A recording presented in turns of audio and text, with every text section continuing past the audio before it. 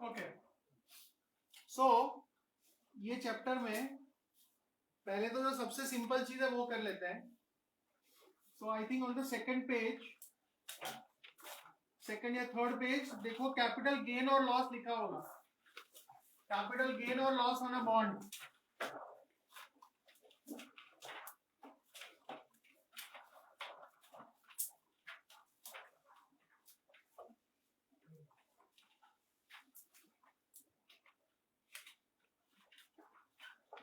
I am assuming face value 100, 5% semi-annual,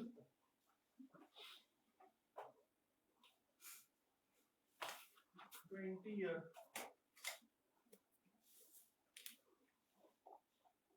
You have bought at YTM of 6%. After 5 years,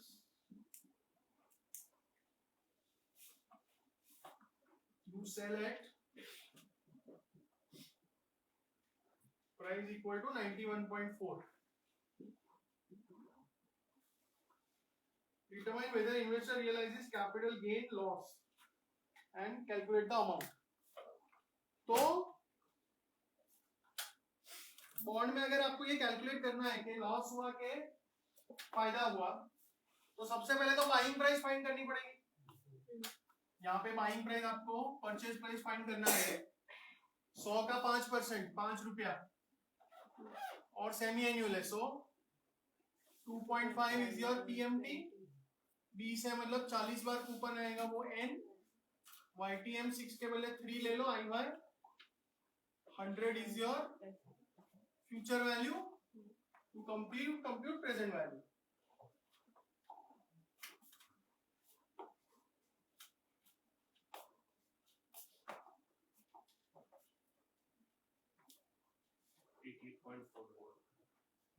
कितना?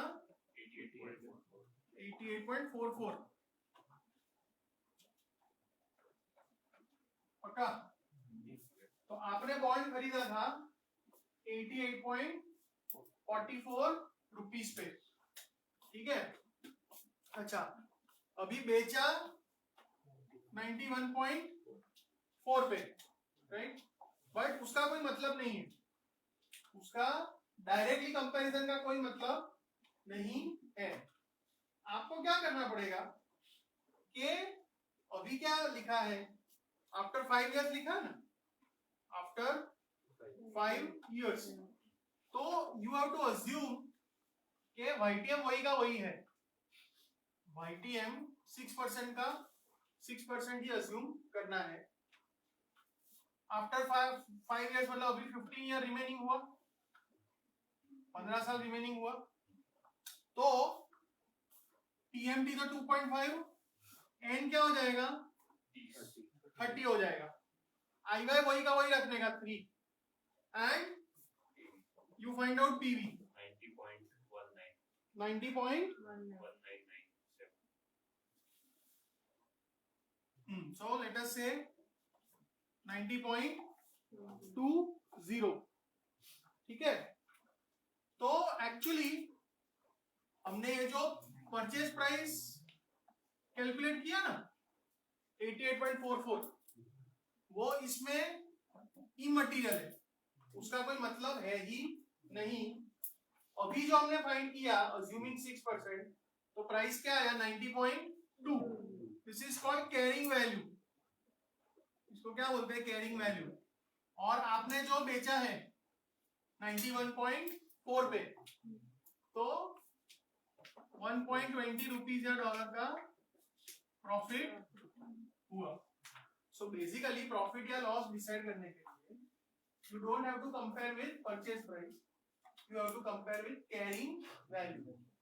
और carrying value क्या होता है, carrying value मतलब YTM उतने का उतना ले लो, बाकी की जो मैच्योरिटी है उस हिसाब से प्राइस कैलकुलेट करो. अंडरस्टूड? सर एन 30 का मुझे 20 વર્ષનો બોન્ડ હતો ને, હવે 5 વર્ષ હતા રે, એટલે 15 years એટલે 30. मतलब 70 परचेस करे और पहली प्राइस आटली था 90. हाँ, એને YTM કરી અત્યારે તો આટલી થાય ને તમે આટલા વેચો છે. Online is this clear? ठीक है. अभी जो डिस्कशन है ना उसमें मैं जो लिखवा रहा हूँ वो लिख लेना, बिकॉज बुक में बहुत लंबा लंबा और बहुत कॉम्प्लिकेटेड तरह से दिया है.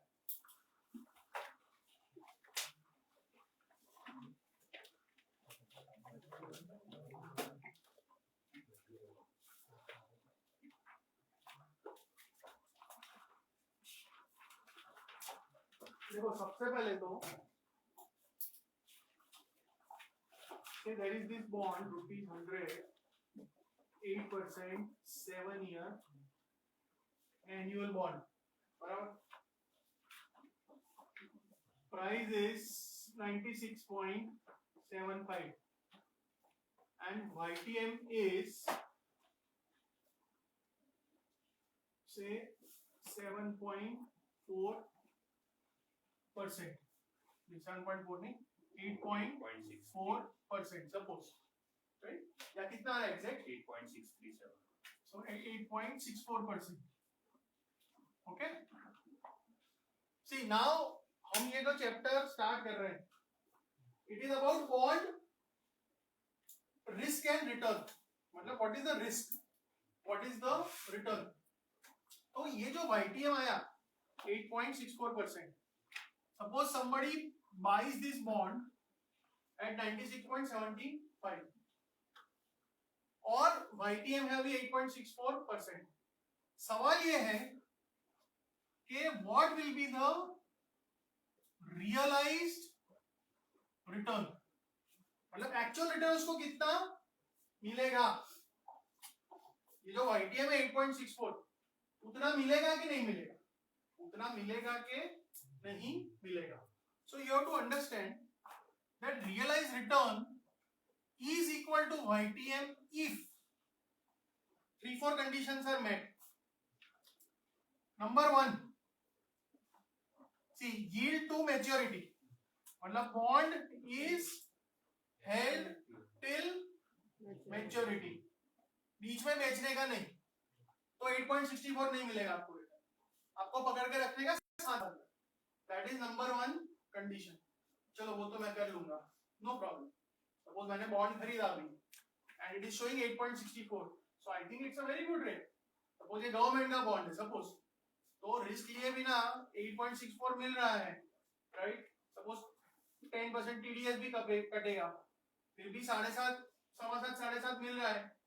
So that is very good for me and I am determined that I will earn, I want to earn this rate of return.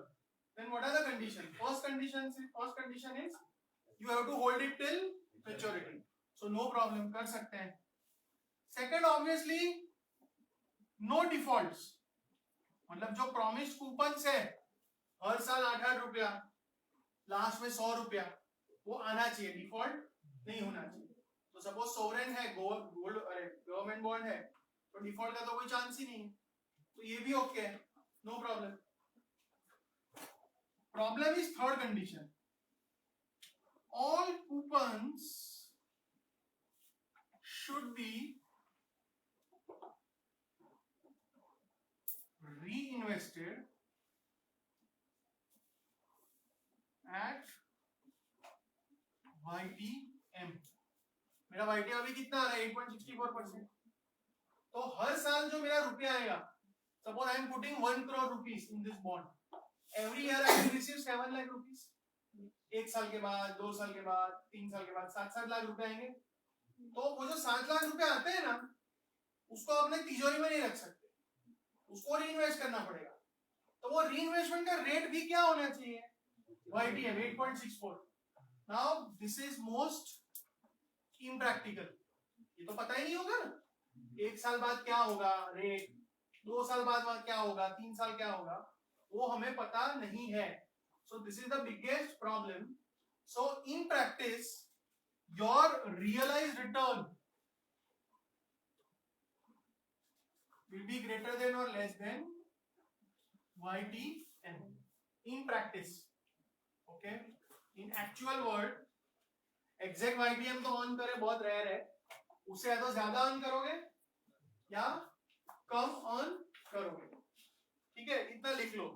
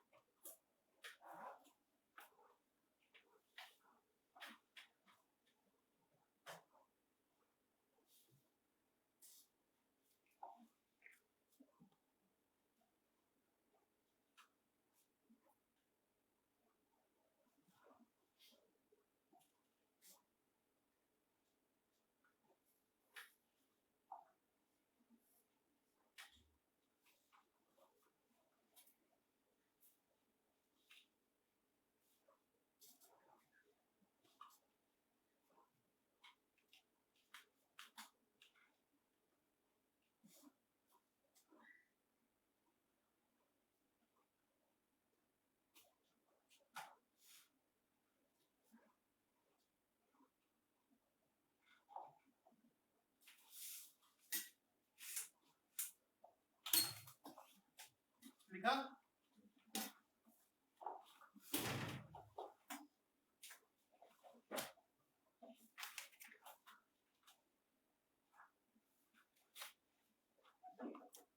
जाए आगे। ओके, तो इन प्रैक्टिस जो आपका रियलाइज रिटर्न है वो वाईटीएम से कम है ज्यादा है। अब इसको समझने के लिए in order to understand this, थोड़ा हमको देखना पड़ेगा कि जो टोटल रिस्क होता है ना फिक्स्ड इनकम में, it is made up of two parts. One is price risk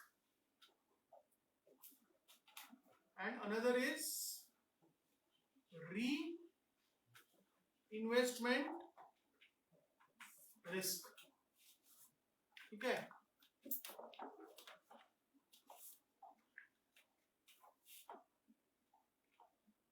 price risk and reinvestment risk.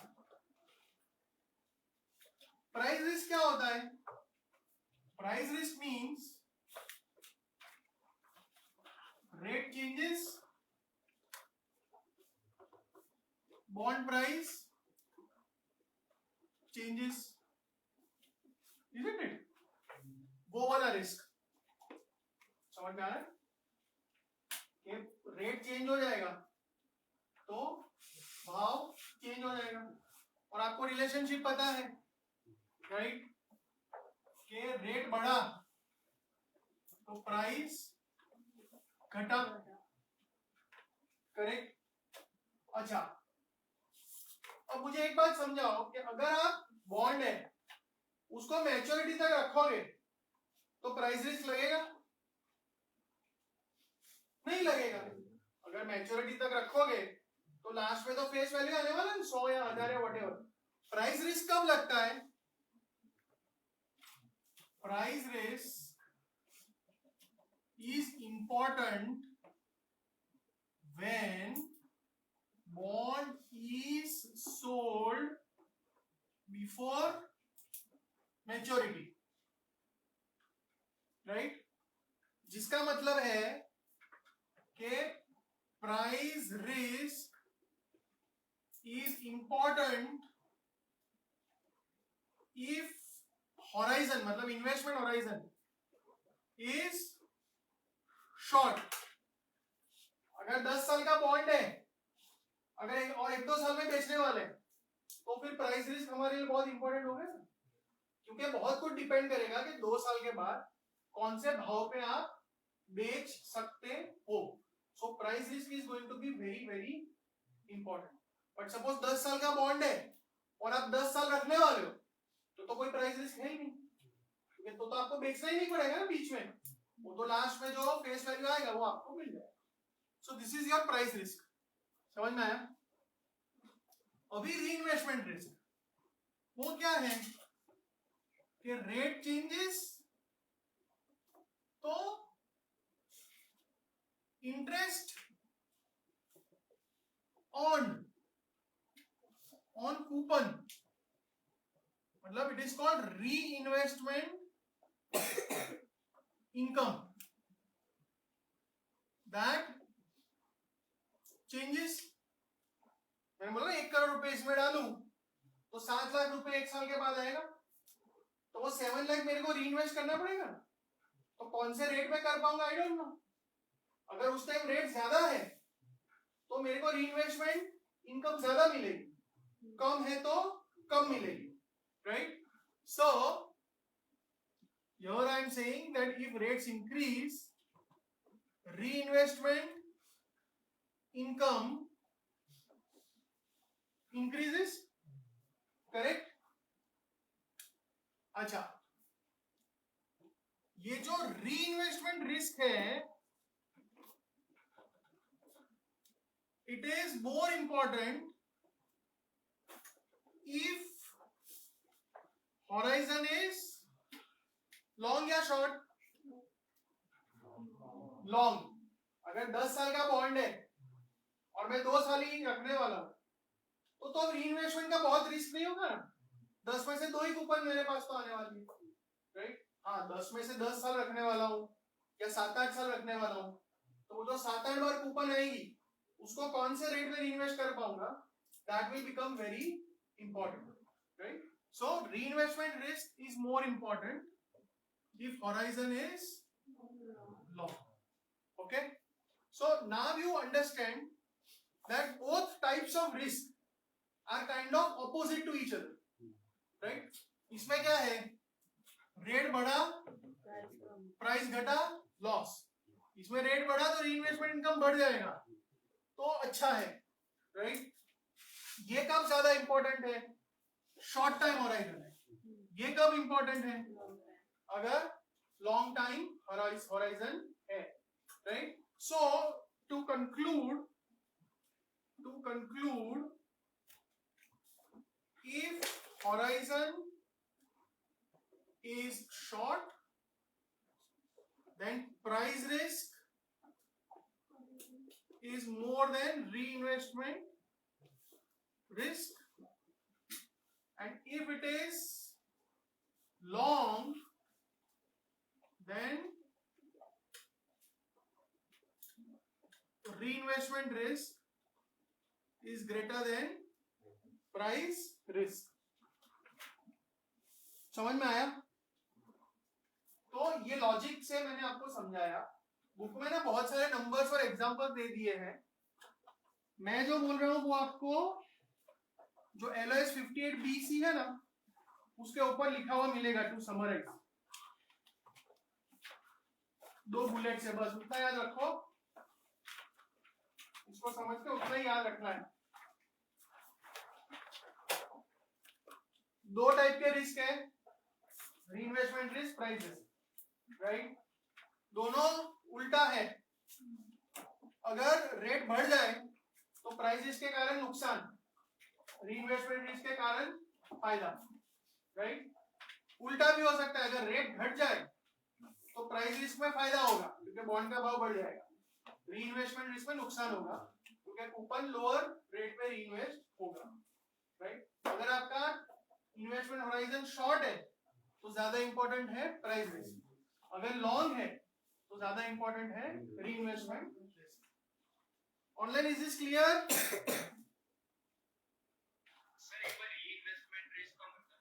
Reinvestment risk मतलब बीच बीच में जो तेरे कूपन नहीं आएंगे उसको तेरे को रीइन्वेस्ट करना पड़ेगा ना, उसको ऐसे ही थोड़े रख सकते हैं अपने. तो वो कौन से रेट पे हम रीइन्वेस्ट कर पाएंगे, that is the reinvestment risk.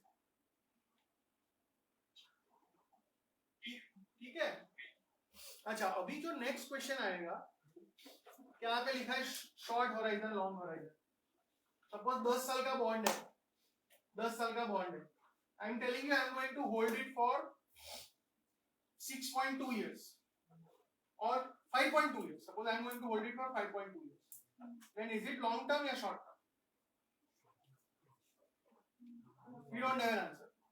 We don't have an answer. Decide कैसे करोगे? It's not as if 10 साल का है तो मिड पॉइंट ले लेने का 5 साल, ऐसा नहीं, right? ऐसा नहीं है. There is a method.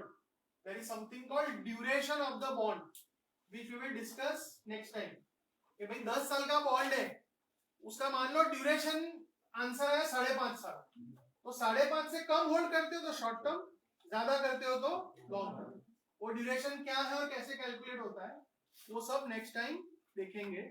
और ये जो मैंने आपको समझाया उसका एक्चुअल न्यूमेरिकल करना है, हम न्यूमेरिकल करेंगे तो वो भी नेक्स्ट टाइम डिस्कस करेंगे, ठीक है. But this is the concept, this one you should understand even without numbers, okay.